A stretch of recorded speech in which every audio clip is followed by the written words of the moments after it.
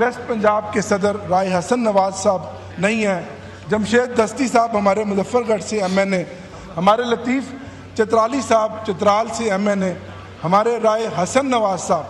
رائے حیدر علی خان صاحبزادہ حامد رضا صاحب جو S I سی کے چیئرمین تھے تو جناب جہاں ہم نے میاں اظہر صاحب کی مغفرت کی دعا کی تو وہاں جو جمہوریت کا قتل ہوا ہے، جو جنازہ ہم نے اٹھایا ہے، آپ اس کی بھی مغفرت کی دعا کر دیں کہ ہمارے ان ممبران قومی اسمبلی کو حق گوئی کے بنیاد پر سیاسی انتقام کا نشانہ بنا کر ان کو قتل کر دیا گیا ہے۔ یہ عمر ایوب یا زرتاج گل کا قتل نہیں ہے، یہ اس ایوان کے مینڈیٹ کی توہین ہے۔ لیکن آپ کچھ بھی کر لیں، اسپیکر صاحب ہمارے حوصلے بلند ہیں، ہم ڈٹے ہوئے ہیں۔ یہ ایوان کو ہم یہ بتانا چاہتے ہیں کہ ہم یہاں آج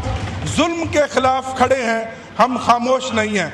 اور آپ جتنے مرضی ہمارے ممبران قومی اسمبلی کا سیاسی قتل کر دیں، عمران خان کے جان نثار اس ایوان میں بھی موجود ہیں اور ایوان سے باہر بھی موجود ہیں۔ ہم اس سے تفصیل پر بات کریں گے، ہمارے اراکین اسمبلی بھی بات کریں گے۔ میاں اظہر صاحب میرے بزرگ تھے، میرے والد صاحب کے ساتھ وہ 1986 میں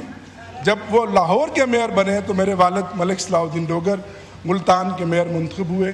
اور پھر فٹ بال فیڈریشن کے جب وہ پریزیڈنٹ بنے تو میرے والد صاحب ان کے ساتھ سینئر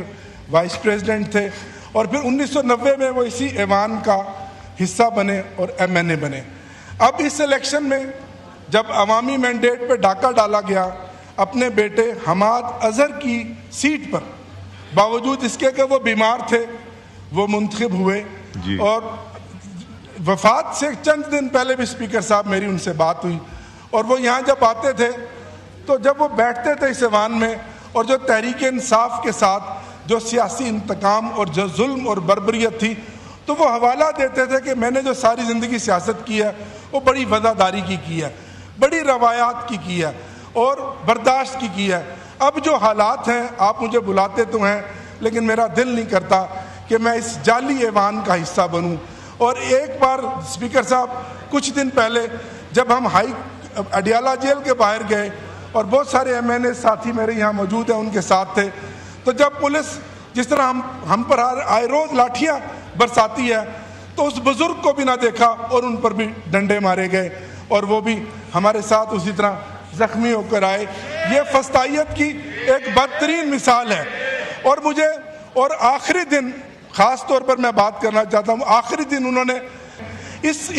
ظلم کے حالات میں ان کا انتقال ہوا ہے، تو اس سے بڑھ کر جمہوریت کا قتل کوئی ہو نہیں سکتا۔